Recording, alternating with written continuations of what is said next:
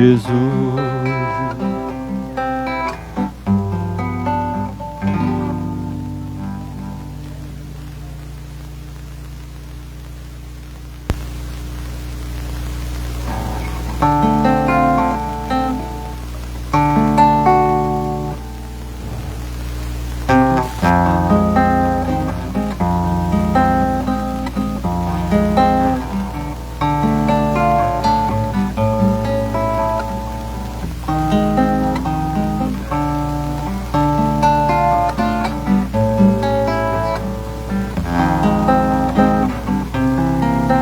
Neste templo de bondade, onde a luz da caridade adoça todo o amargor,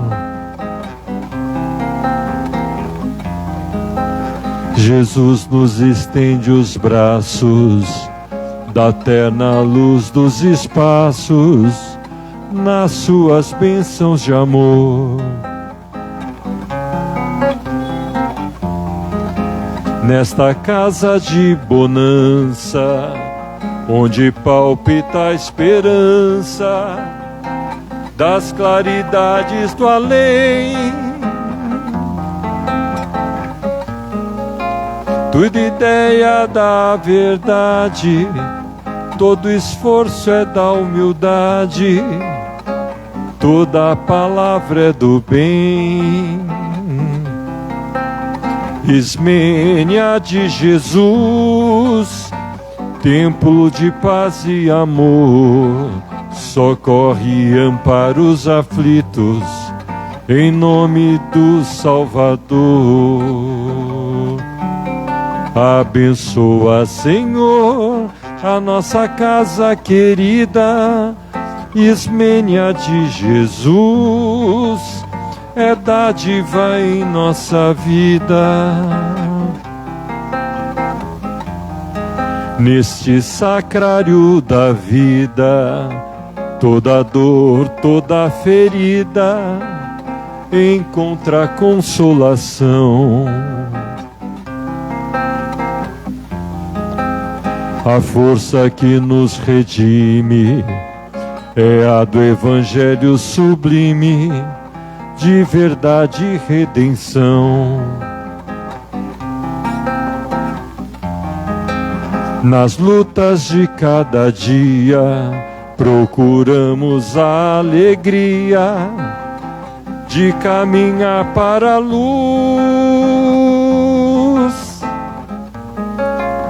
Cantemos na paz ditosa, aventura luminosa de trabalhar com Jesus.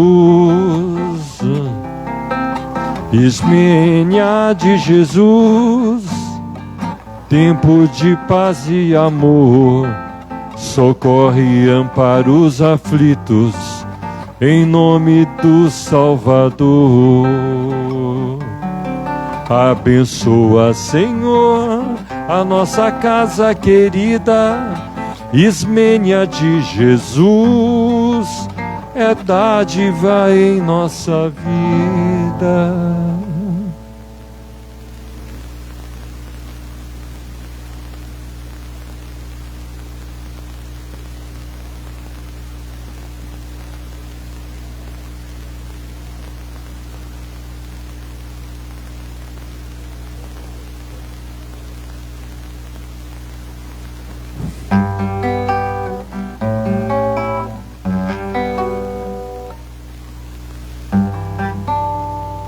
Se eu pudesse conversar com tua alma, eu diria: fique calma, isso logo vai passar.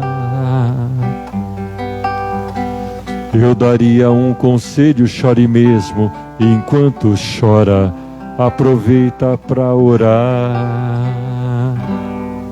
Porque quem chora para Deus é consolado, é bem-aventurado, e Deus não te desamparará. Ele mesmo enxugará as tuas lágrimas, então desabafa e deixa Ele te abraçar.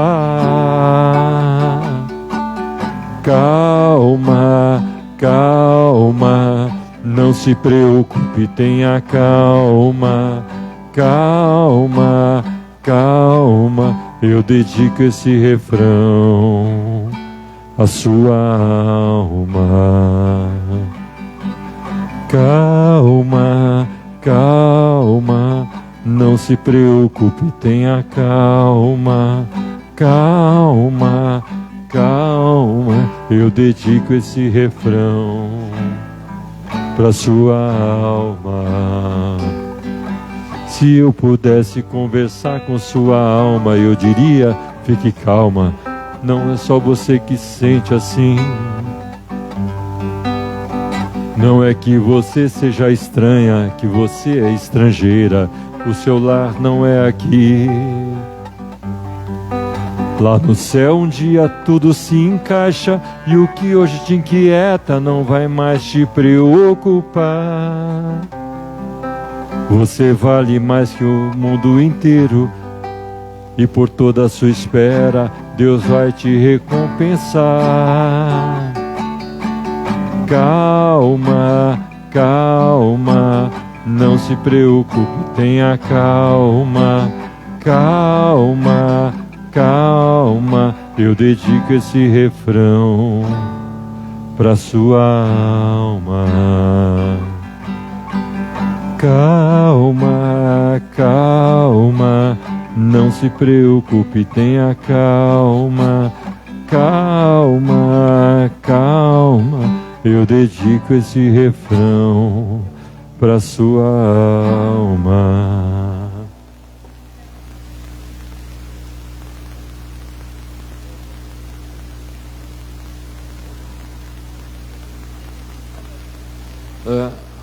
Não.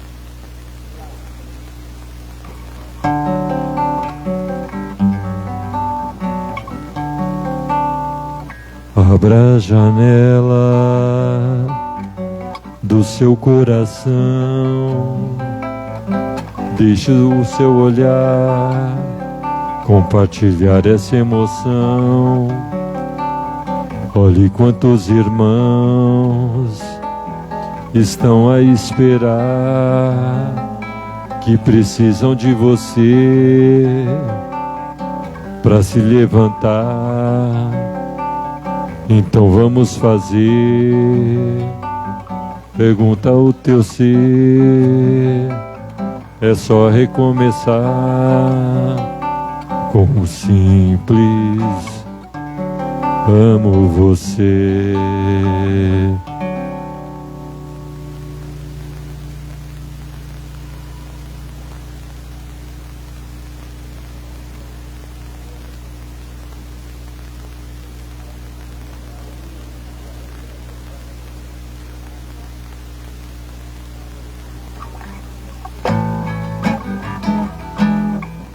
Aqui nesta casa eu me encontrei, entrei e aqui dentro vi saída. Sim, foi nessa casa de amor que as benesses do labor cicatrizaram minhas feridas. Depois de muitos e muitos passes, estudos e água da paciência, religar e religuei, filosofiquei, tomei ciência.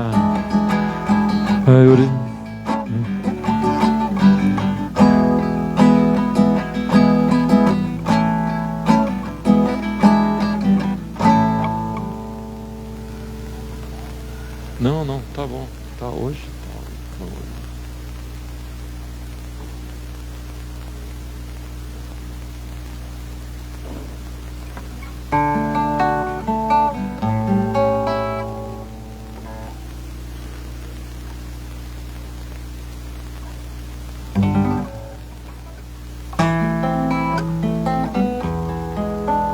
Senhor, fazei-me instrumento de vossa paz. Onde houver ódio, que eu leve o amor. Onde houver ofensa, que eu leve o perdão. Onde houver discórdia, que eu leve a união. Onde houver dúvida, que eu leve a fé. Onde houver erro, que eu leve a verdade. Onde houver desespero, que eu leve a esperança. Onde houver tristeza, que eu leve a alegria. Onde houver trevas, que eu leve a luz. Ó Mestre, fazer que eu procure mais consolar que ser consolado, compreender que ser compreendido, amar que ser amado, pois é dando que se recebe, é perdoando que se é perdoado, e é morrendo que se vive para a vida eterna. Acabou? Ok. Hoje foi...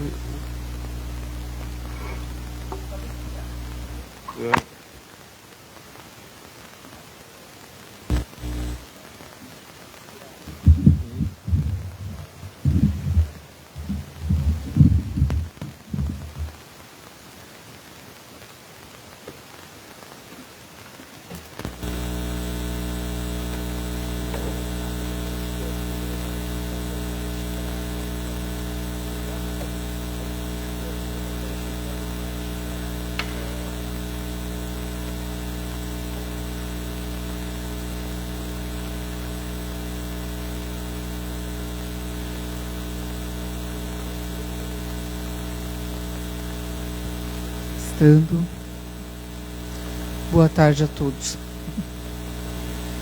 Bem-vindos à nossa casa, mais uma palestra e passe. Os nossos recadinhos são os mesmos, né? Felizmente ou infelizmente, né? Quem dera um dia a gente chega aqui e não peça mais nada. Sinal que estaremos em um mundo melhor, né? Estamos precisando de garrafas PETs, né, vazias aí, para nossos irmãos levarem água para a rua, né? A gente fala para casa, mas é para a rua, infelizmente, né? Estamos precisando dessas garrafas PETs, estamos precisando de toalhas de banho usadas. Quem puder colaborar, pede para o vizinho, né? A gente faz uma campanha aí com os vizinhos, pede... Porque geralmente a pessoa tem, não sabe nem o que fazer com aquelas toalhas, né? Aí vamos fazer uma campanha. Lá em casa eu já comecei a acionar os vizinhos. Lá já consegui algumas coisas, né? E aí um vai falando para o outro e a gente acaba conseguindo, né? Algumas doações aí. E as roupas de bebê, né? Mijão, pagão, aquelas... fraldas descartáveis, mantinha, o que tiver de bebê que puder doar para casa, para poder fazer os enxovais.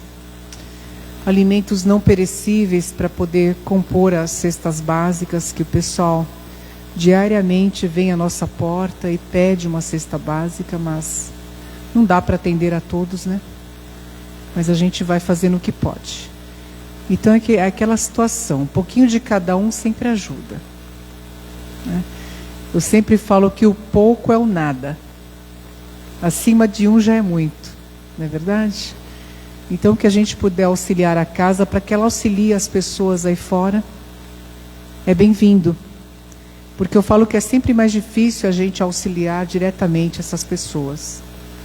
Mas a gente conseguindo auxiliar a casa para que ela possa fazer esse trabalho junto a esses irmãos, é muito gratificante, né? Nossa palestrante hoje é a nossa irmã Zilá, que vai nos passar a sua mensagem. Eu vou ler para nós aqui uma mensagem do livro do De Luca.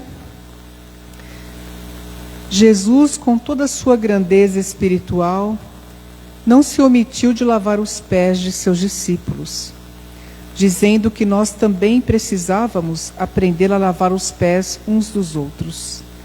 Eu lhe proponho que neste instante você deixe Jesus, mais uma vez, ajoelhar-se diante de você para lavar os seus pés.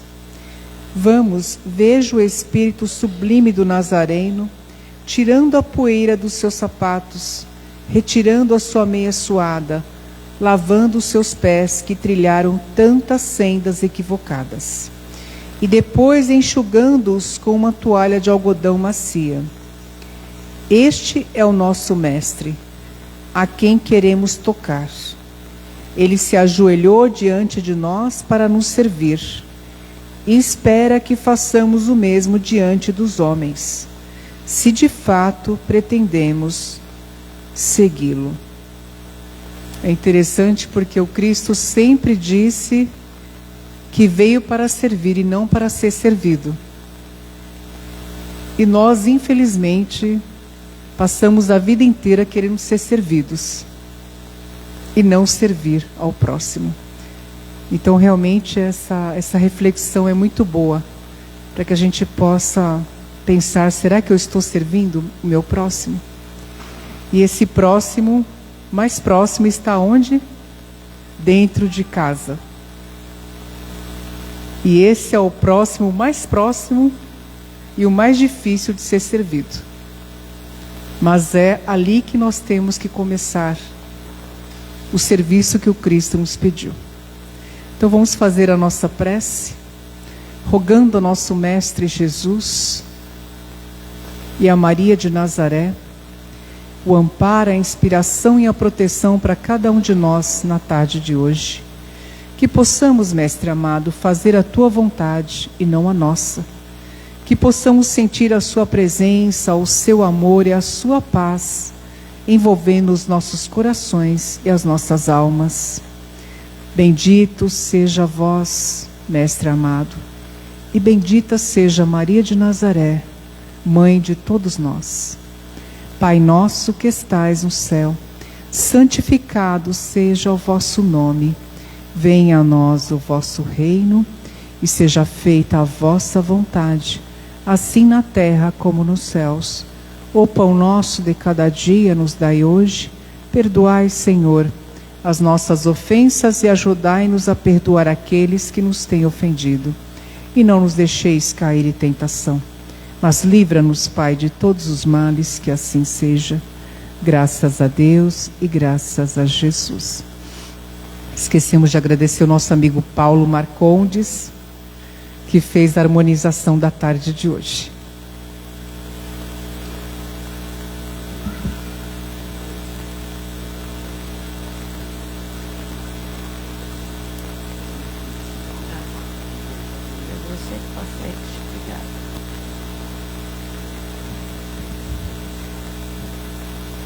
Boa tarde a todos.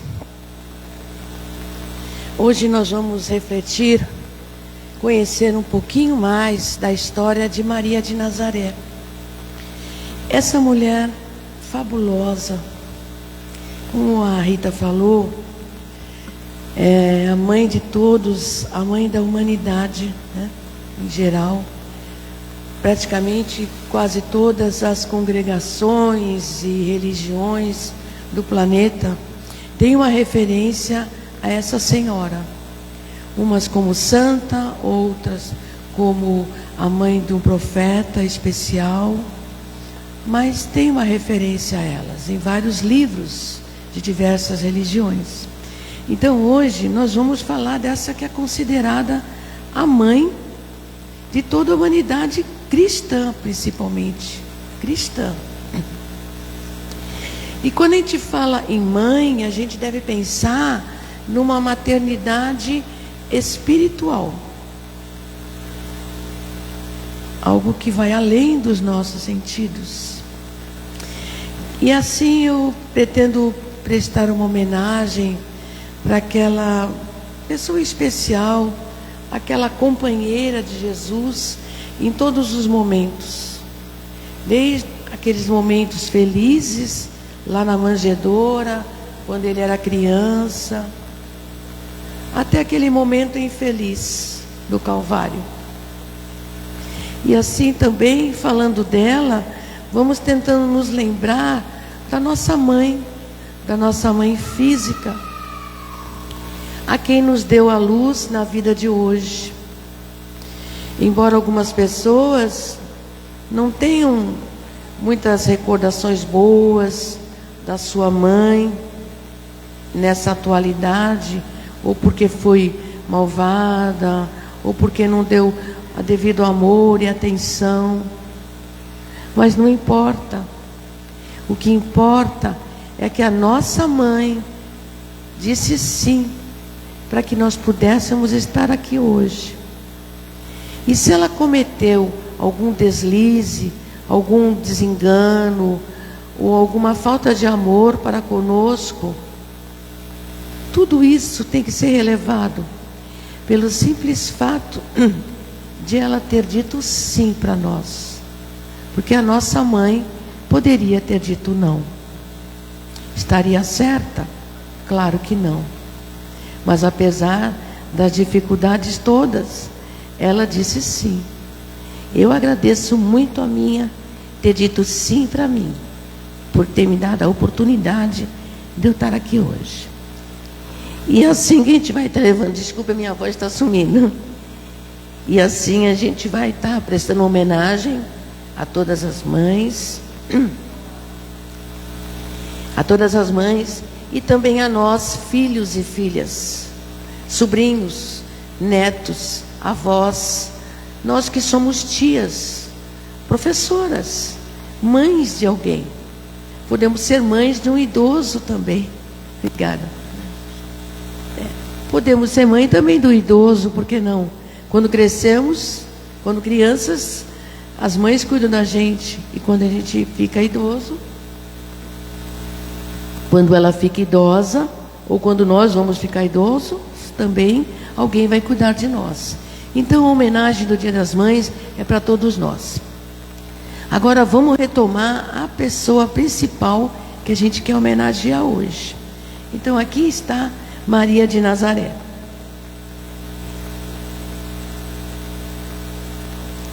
Por favor, dá uma clicada aí.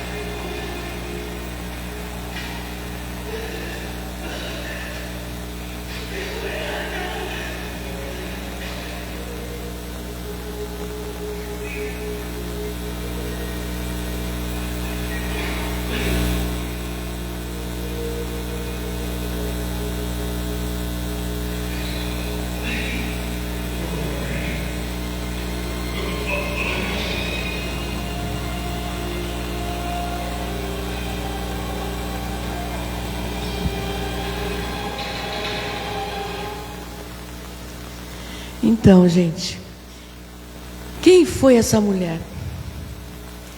Quando criança, né? Antes de nascer, praticamente, criança, porque quando ela casou ela tinha 14 anos, ela foi agraciada. Depois ela teve nos braços aquele bebê que ela podia carregar, abraçar, acalentar quando caísse. E quando ela teve aquela última queda, ela não pôde sequer chegar perto do seu filho. Quem é essa mulher que aguentou tudo isso? Que suportou tudo isso? Vamos falar, vamos ver de onde vem essa mulher.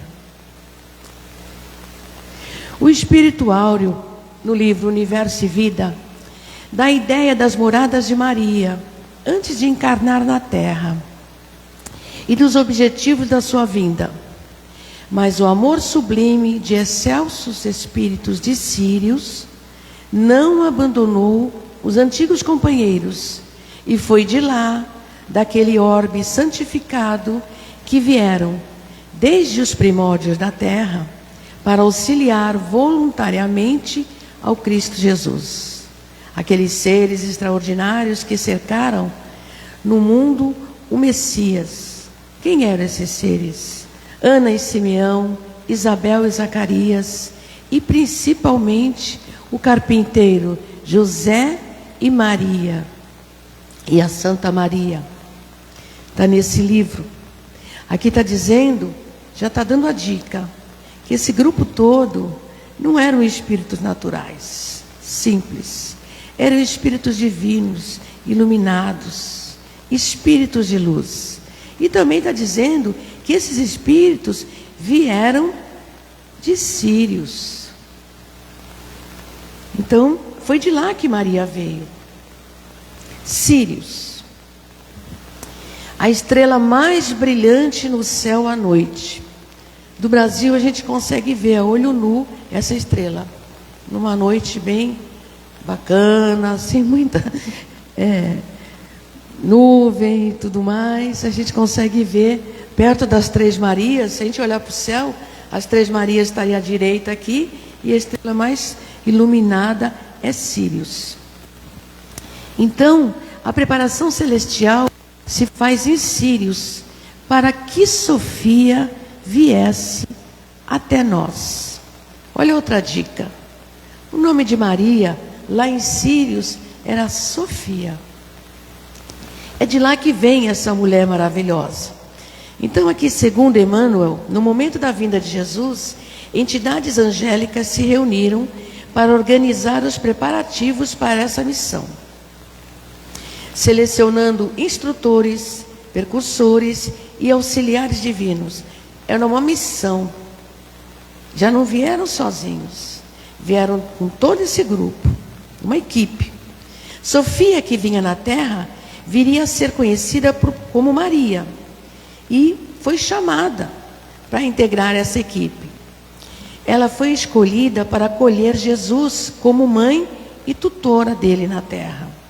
Portanto, a sua missão começou ainda no plano espiritual, quando aceitou esse papel fundamental, consciente da sua magnitude e das suas responsabilidades.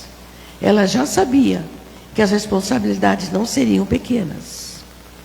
E aí, Jesus vai até Sírios e vai conversar com Sofia, para pedir para ela que ela seja sua mãe, de um pequeno planeta chamado Terra.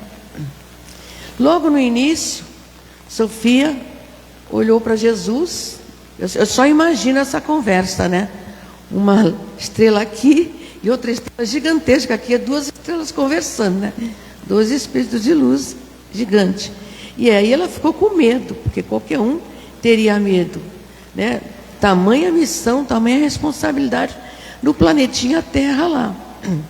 A princípio ela disse não, mas logo em seguida ela pensou, eu não posso dizer não para Jesus, né? Que já se sabia que ele era responsável pelo nosso planeta.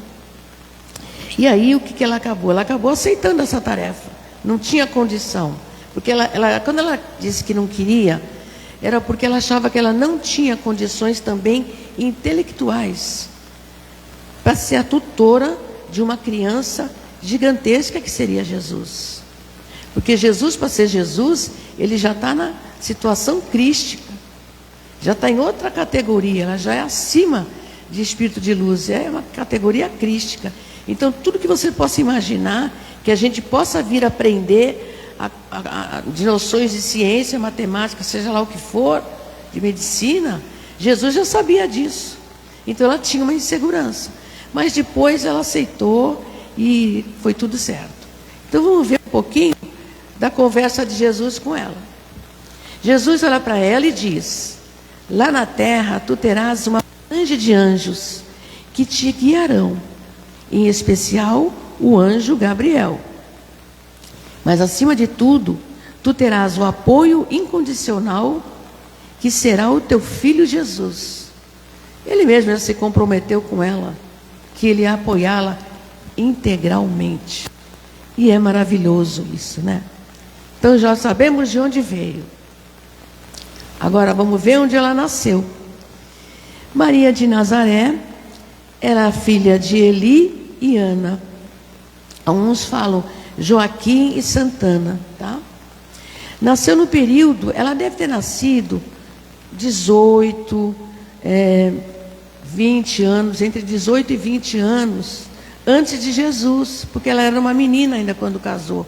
Alguns livros dizem que ela tinha 14, 16, vamos jogar uma base aí de 18 a 20 anos, né? Ela nasceu na cidade de Nazaré, próximo ao mar Mediterrâneo, no norte da Palestina. Nazaré é uma pequena cidade ali, situada ali na Baixa Galileia. Muito bem. Aí ela se casa com José, que era da tribo de Davi. Ele era carpinteiro, todo mundo já sabe que José era mais idoso do que ela, mais velho do que ela. Eu imagino que idoso, eu tenho 65 anos, eu já sou uma idosa. Mas eu acho que o idoso daquela época, para ela que tinha 14 anos, deveria ser alguém perando aí uns 40 anos, 45, não mais do que isso. Mas isso aí é uma ideia minha, que não tem muita validade aqui, não é? Mas ele era idoso, já tinha alguns filhos, né? Ele era viúvo de Débora. Então, desde pequena, ela já mostrou características da sua personalidade.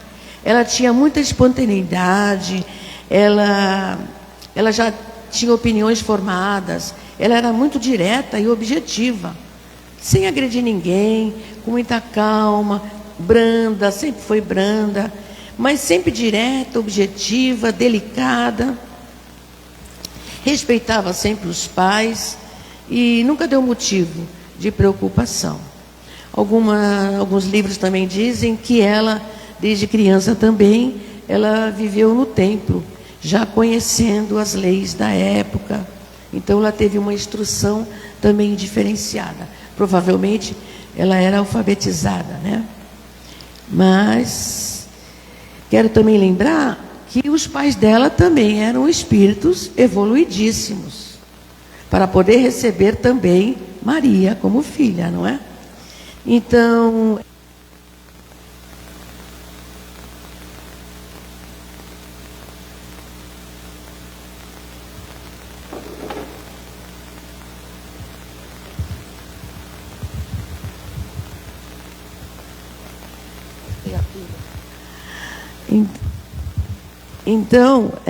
o que, falando dos pais dela, né?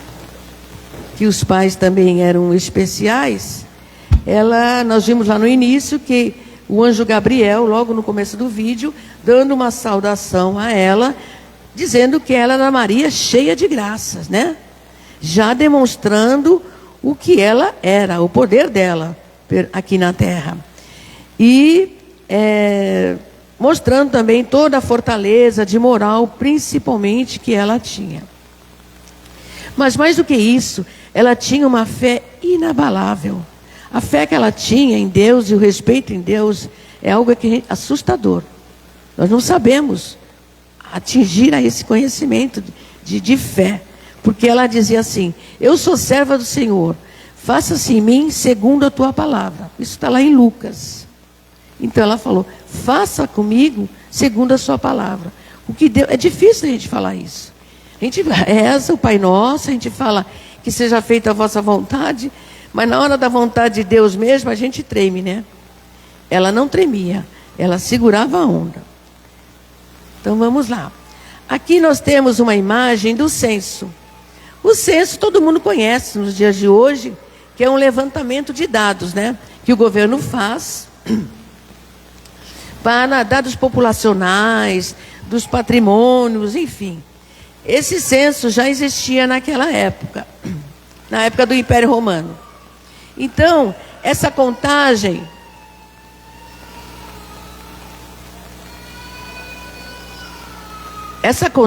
era feita na época também com intenções propriamente parecidas com as de hoje.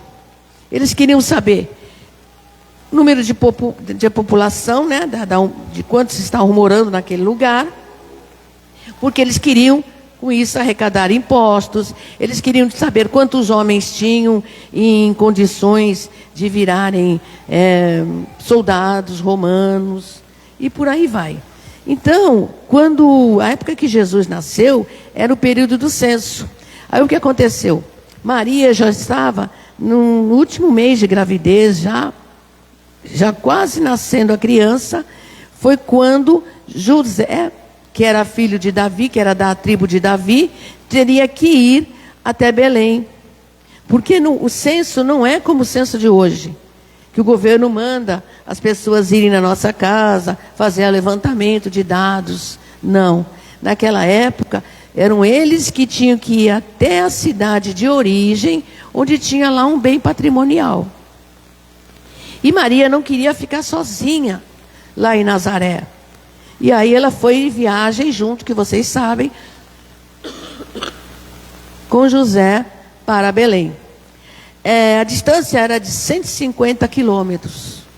Vocês imaginam, no deserto, pedras, muito sol, muito frio, de madrugada e tudo mais. E demorou uma semana. Desculpa, minha voz hoje está ruim. Demorou uma semana mais ou menos para chegarem até lá.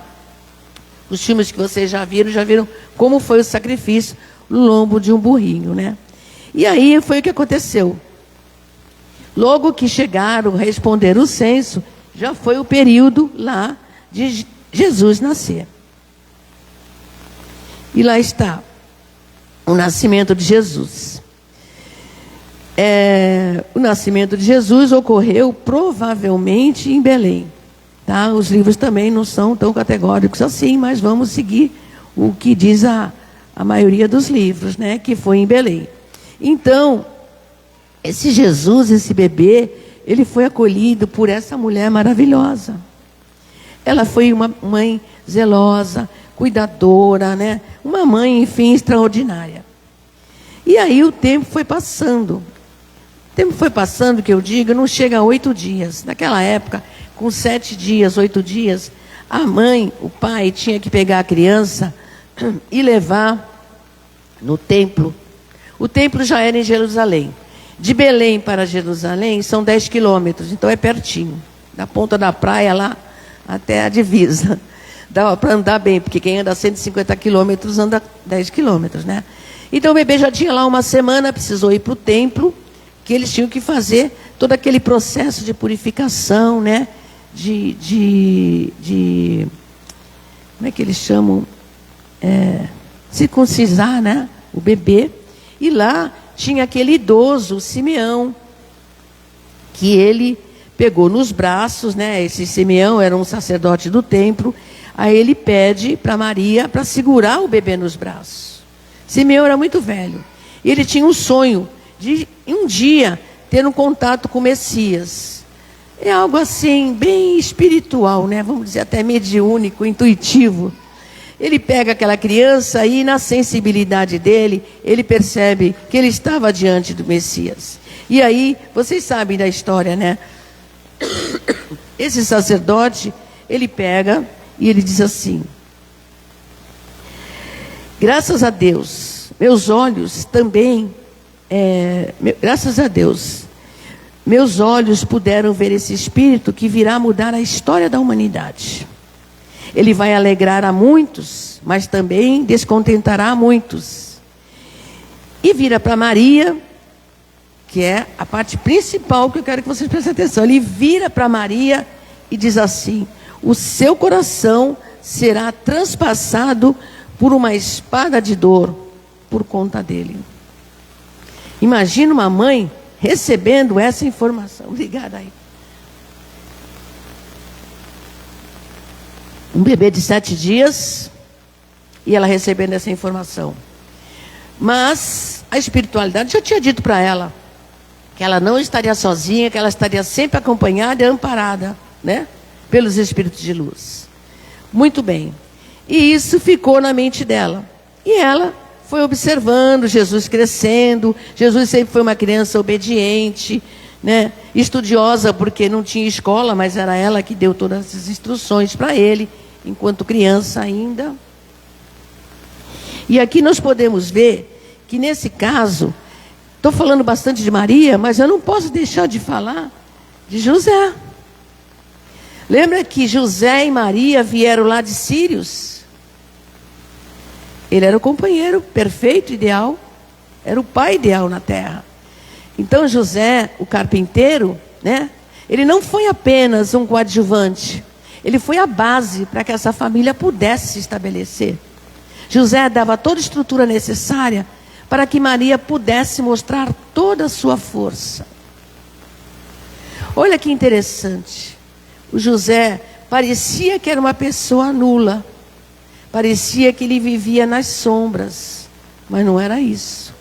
Era ele que dava a sustentação. Hoje dizem que atrás de um grande homem tem uma grande mulher. Eu, atrás de mim, tenho um grande homem também. Meu marido também me dá a sustentação. Ele pode não caminhar comigo, mas ele está atrás, dando todo o suporte para que a coisa aconteça.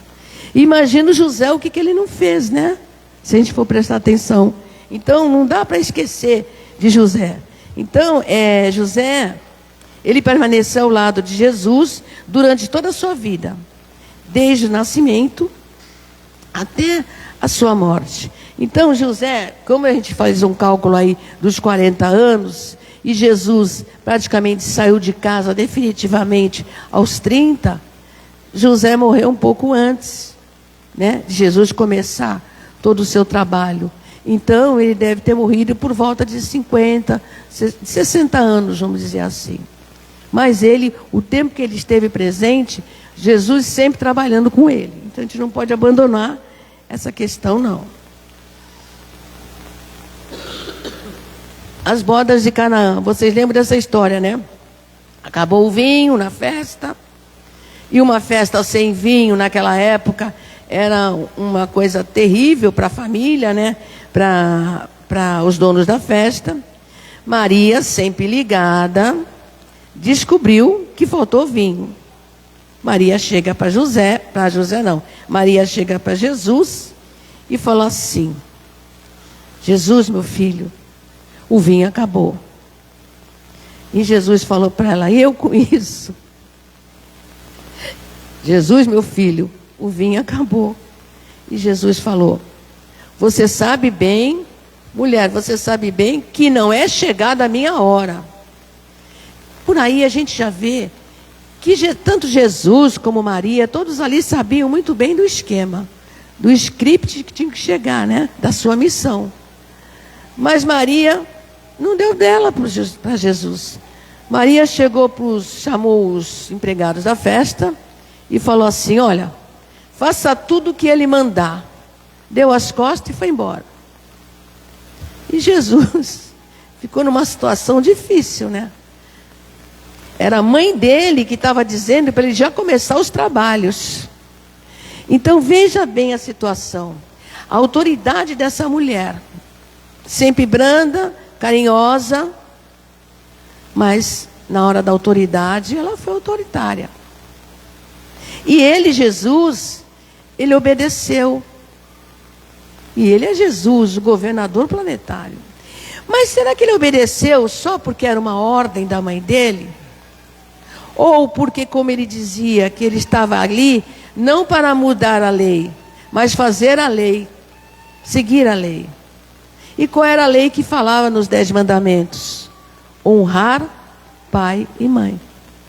E por honrar pai e mãe, ele simplesmente fez o primeiro milagre dele, né? Que foi transformar a água no vinho. Então veja só que situação, né? E veja só a força dessa mulher. E se ela tivesse pedido para ele outras coisas, ele ia fazer da mesma forma. Eu penso. Vamos lá. A vida pública de Jesus. O que nós temos aí? Maria, acompanhando a vida pública dele o tempo inteiro. Embora digam que ele desapareceu por um período, da adolescência até a juventude, que não se sabe onde ele foi, para a gente também não interessa. O que interessa são os feitos. Então nós temos Jesus em todas as passagens, os seus milagres, Jesus, Maria o tempo inteiro acompanhando, sabendo notícia, amparando, dando apoio. Com todo, desde quando ela era criança, que eles tinham que fugir, né? Quando o imperador também mandou matar as crianças, mas não importa, ela estava com ele integralmente, dando apoio para aquele rapaz, dando apoio para aquele filho, porque ela sabia que ele era a luz, a nossa luz do planeta. Então, ela possuía serenidade e equilíbrio na sua personalidade e tinha uma inteligência assustadora perante as mulheres da época. Ela era forte, segura, sem medo, discreta, consciente e espontânea, instintiva e sábia, amorosa e tinha muita, mas muita fé. Vamos agora ver uma situação bem difícil. Junto à cruz, o vulto agoniado de Maria produzia dolorosa e indelével impressão. Maria deixava-se ir na corrente infinda das lembranças. Aqui nós estamos vendo uma mãe vendo seu filho na cruz. Não dá para a gente imaginar passar por uma situação dessa. Ela passou de forma forte, da melhor forma possível que ela poderia passar, com a fortaleza que ela tinha, né? Então, junto da cruz, ela começou. Não sei se vocês já tinham pensado nisso. O que passava pela cabeça de Maria naquele momento que ela viu o filho crucificado? Naquele momento, diz o seguinte: ela lembrou do seu nascimento, do bebê, lá na estribaria, na manjedoura, na simplicidade das brincadeiras de criança. Tudo isso vinha na mente dela e o seu coração ficava cada vez mais apertado. E aí ela perguntava para si mesma o que aquele filho teria feito, que às vezes ela esquecia, né? O que teria feito para passar por tanto sofrimento. Foi quando uma voz soprou no ouvido dela o seguinte: lembra aquele apoio que ela receberia sempre? Uma voz soprou no ouvido dela assim: Maria, tenha coragem, porque tudo que está acontecendo faz parte da vontade de Deus. Então, ela sente seu coração confortado com aquela voz. E só em ouvir aquela voz, ela se sente mais forte, com resignação e obediência a Deus. Aqui nós vamos apresentar para vocês 3 Marias. Lembra aquelas 3 que ficavam com ela na cruz? Maria Madalena, Maria Mãe de Jesus e Maria de Cleófas. São as 3 Marias. Maria de Cleófas representando basicamente todas as mulheres que a acompanharam naquele momento. Aqui é a casa de Maria, ela na Turquia, a casa da Santíssima. Essa casa existe até hoje. Está aberta à visitação.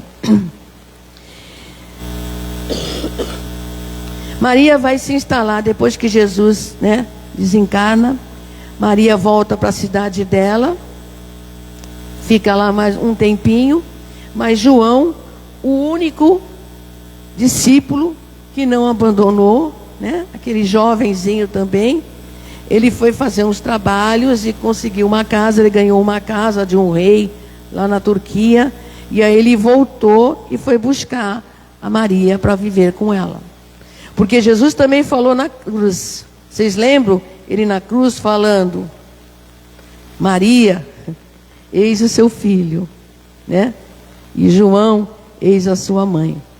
Então ele foi buscar a Maria para morar com ele. Então, o tempo foi, ela foi para lá morar com ele. O que houve? Voltei aqui.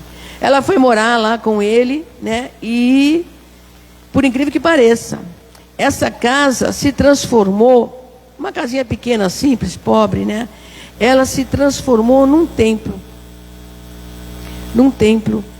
de peregrinos. Porque as pessoas sabiam que Maria estava morando lá, Maria, Mãe de Jesus. Então as pessoas queriam conhecer, saber da história de Jesus. E assim passavam por lá. Pessoas que queriam conhecer simplesmente, mas passavam mais pessoas desamparadas, aflitas, necessitadas, espírito de toda forma. E ela estava sempre ali ajudando, amparando, como o filho dela fazia. E aí aqueles homens e mulheres que eram amparados por ela, começaram a chamá-la de Mãe Santíssima. Então o nome Mãe Santíssima não vem da religião católica ou de outra religião. Já é do cristianismo primitivo. Aqueles homens já chamavam ela de Mãe Santíssima. E daí a casa da Mãe Santíssima, que ficou assim conhecida, porque diariamente ela amparava esses necessitados. O mar de Egeu. Um belo dia, o tempo passou, acredito eu que uns 15 anos aí, mais ou menos, e uma noite Maria estava lá,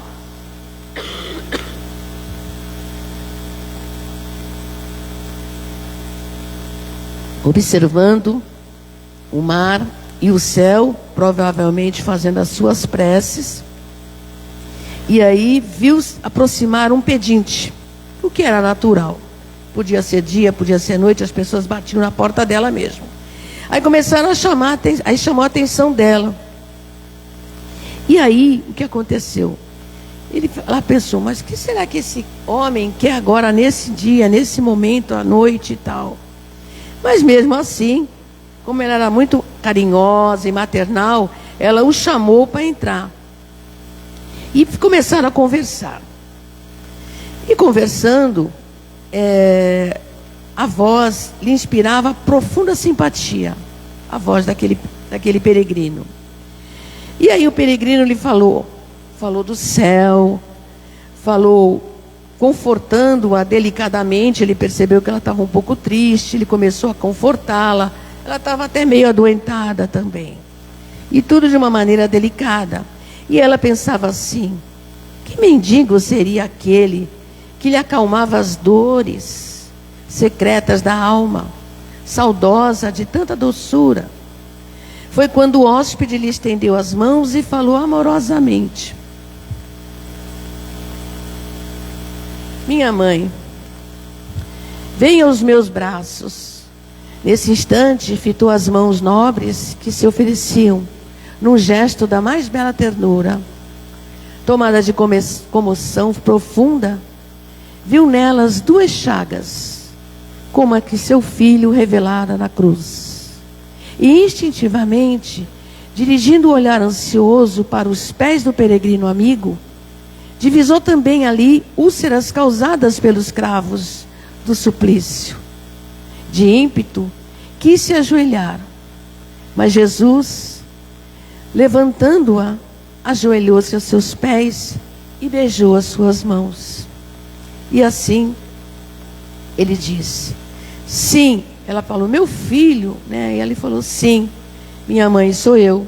Venho buscar-te, pois meu pai quer que seja no meu reino a rainha dos anjos.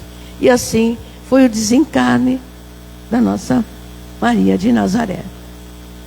Mas não foi com o desencarne que a vida dela acabou, a missão dela acabou. Ela agora, ela faz parte da Legião dos Servos de Maria. Vocês já devem ter ouvido falar. É um grupo de trabalhadores, né, um grupo de espíritas. Eles são especializados em resgate de suicidas, lá no Vale dos Suicidas. Eles vão junto com ela, com a caravana, esses espíritos iluminados, ajudam a resgatar esses espíritos e levam para o hospital e vão tratando dessas enfermidades deles até eles ficarem mais fortes. O nome desse hospital não poderia ser outro, Hospital Maria de Nazaré, né? Então, essa instituição é orientada dioturnamente pela Maria de Nazaré. Por isso que nós fazemos tantas preces aqui para os suicidas, para que a equipe de Maria possa estar ajudando, resgatando essas pessoas que desistiram da vida. trabalho dela é maravilhoso. Maria, um espírito puro da mais alta evolução, sendo exemplo de amor, abnegação e sacrifício, trabalhando ao lado de Jesus em prol da humanidade.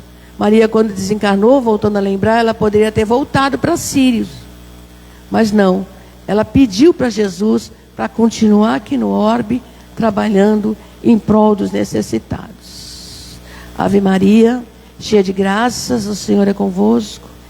Bendita sois vós entre as mulheres, bendito é o fruto do vosso ventre, Jesus. Santa Maria, Mãe de Jesus, rogai por nós, pecadores, agora e na hora da nossa passagem ou libertação. Amém.